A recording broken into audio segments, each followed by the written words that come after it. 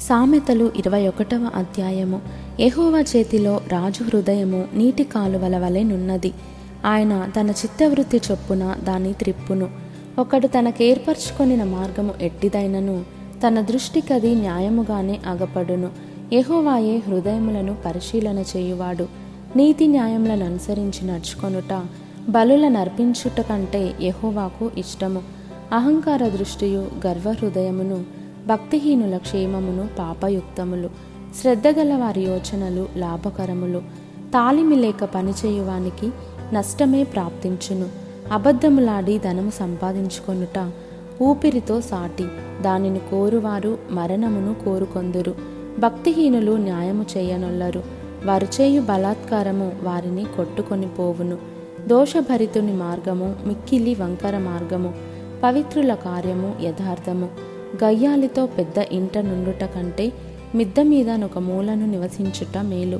భక్తిహీనుని మనస్సు కీడు చేయగోరును. వాడు తన పొరుగువానికైనను దయతలచడు. అపహాసకుడు దండింపబడుట చూచి జ్ఞానము లేనివాడు జ్ఞానము పొందును. జ్ఞానము గలవాడు ఉపదేశము వలన తెలివినొందును. నీతిమంతుడైన వాడు భక్తిహీనుని ఇల్లు ఏమైనది కనిపెట్టును. భక్తిహీనులను ఆయన నాశనములో కూల్చును.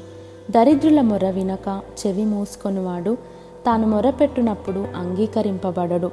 చాటున ఇచ్చిన బహుమానము కోపమును చల్లార్చును.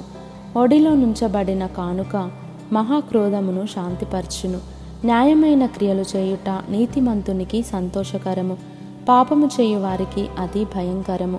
వివేక మార్గము విడిచి తిరుగువాడు ప్రేతల గుంపులో కాపురముండును. సుఖభోగములయందు వాంచగలవానికి లేమి కలుగును. ద్రాక్షారసమును నూనెయు వాంఛించువానికి ఐశ్వర్యము కలుగదు. నీతిమంతుని కొరకు భక్తిహీనులు ప్రాయశ్చిత్తమగుదురు. యథార్థవంతులకు ప్రతిగా విశ్వాసఘాతకులు కూలుదురు. ప్రాణము విసికించు జగడగొండి దానితో కాపురము చేయుట కంటే అరణ్య భూమిలో నివసించుట మేలు. విలువగల ధనమును నూనెయు జ్ఞానుల ఇంట నుండును.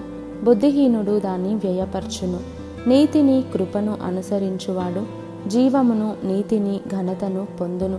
జ్ఞాని అయిన ఒకడు పరాక్రమశాలుల పట్టణ ప్రాకారమెక్కును. అట్టివాడు దానికి ఆశ్రయమైన కోటను పడగొట్టును. నోటిని నాలుకను భద్రము చేసుకొనువాడు శ్రమల నుండి తన ప్రాణమును కాపాడుకొనును. అహంకారి అయిన గర్విష్ఠునికి అపహాసకుడని పేరు.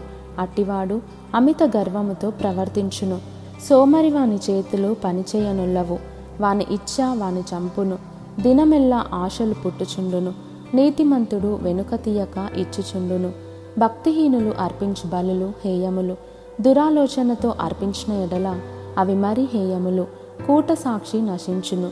విని మాటలాడువాడు సత్యము పలుకును. భక్తిహీనుడు తన ముఖమును మార్చుకొనును. యథార్థవంతుడు తన ప్రవర్తనను చక్కపరుచుకొనును. యెహోవాకు విరోధమైన జ్ఞానమైనను వివేచనయైనను ఆలోచనయైనను నిలువదు. యుద్ధ దినమునకు గుర్రములను ఆయత్తపరచుట కద్దు, కానీ రక్షణ యెహోవా ఆధీనము.